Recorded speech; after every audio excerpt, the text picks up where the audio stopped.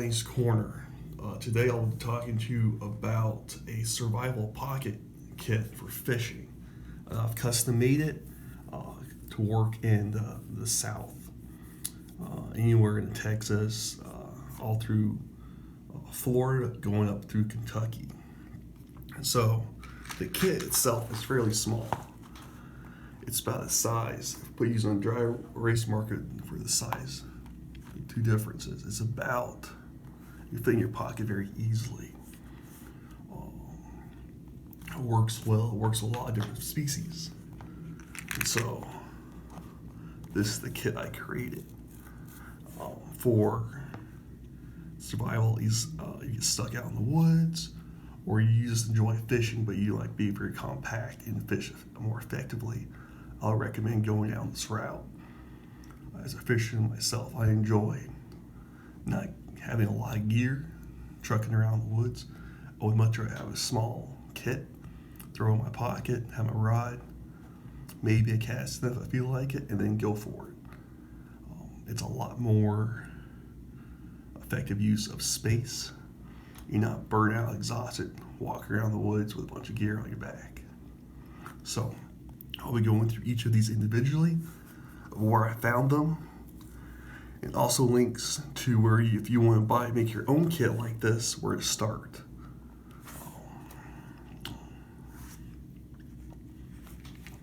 So taking it apart, best way to do is actually take the halves out, just so you can get a clearer picture of what I have.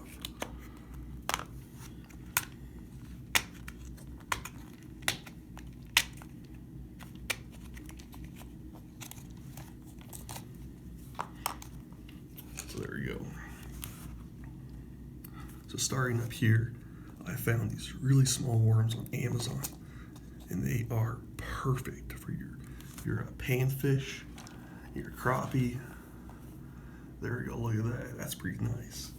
So if I were to size this, we'll use the same marker again. That's the marker I got, that's the size.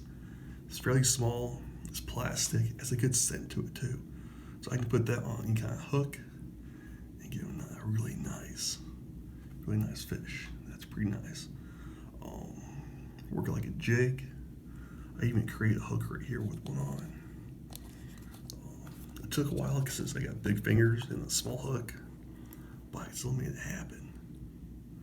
Here's to check that out. That looks pretty sharp. Now I use this same rig setup. The other day I got myself a really nice bluegill. And at the description, below, I wrote an article about a couple stories where I use this rig, this setup right here. It's a really nice fish. I'll include pictures in that same article and more descriptions of where to find other and same materials. Moving along, I got these really small minnows. Now you got all your favorite colors in there, but I just picked out a pink one. It worked great. You could put them on a really small hook. Moving down other bait. Now these fake corn. Now it smells like corn, but it's really small. Look at that. And they work really well to catch your carp.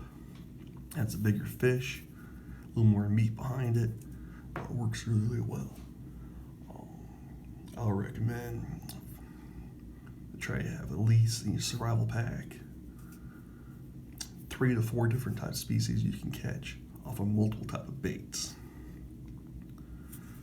So carp is obviously nice. It tastes good too. So moving down here, a different size of weights for your line. So here, I'll display them. I'll size them on over here from the heaviest down to the smallest or the lightest. I only have 3 of them.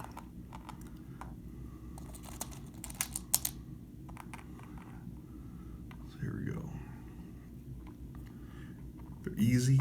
You put a little polar knot around them and tie them shut, then pinch the tip, or you can use a Gerber set of pliers and press them together.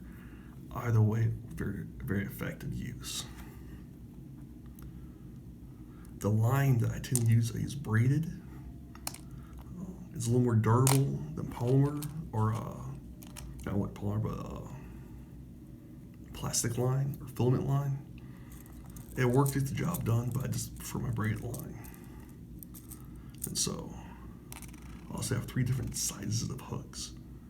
So this is my smallest one right here. I got a medium size. If I can get one out, I got a medium size hook. You have to remember, some of the fish you want to try to catch a really small amount. Now, it's easier to catch any type of fish with a smaller hook than a big hook. It only catches big fish. You can get more out of it.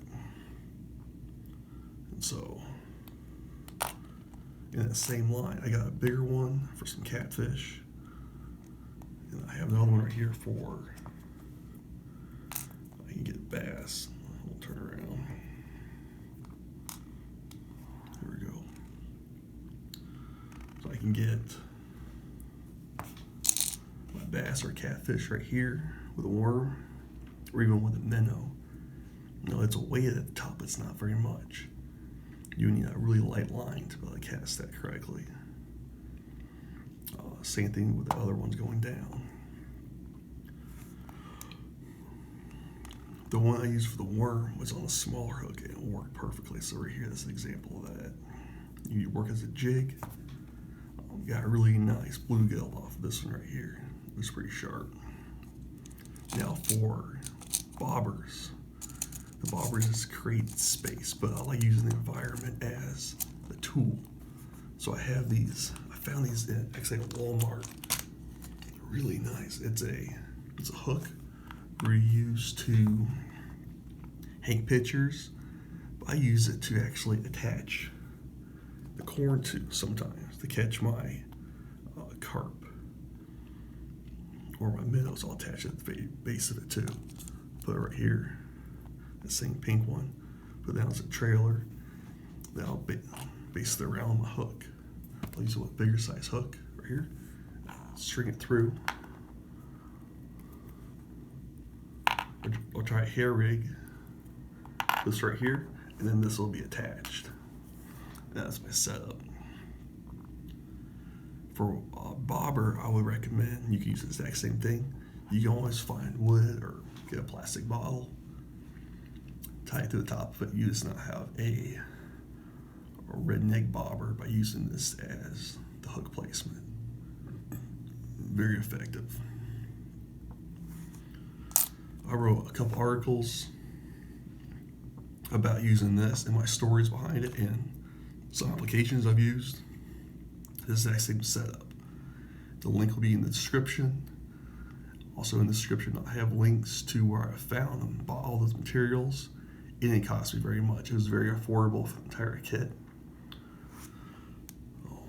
I'll recommend it's a great one for a starter kit if you want to try to get your kids involved in fishing, which is phenomenal to do. An easy kit where it doesn't cost very much, doesn't break the bank, but you're still having fun doing it. Great family activity to have. In that later video, I'll include other fishing gear, other survival tactics you can use to help subsidize or enhance your kits or your way you want to survive in situations. But for now, this is a great start for a food source.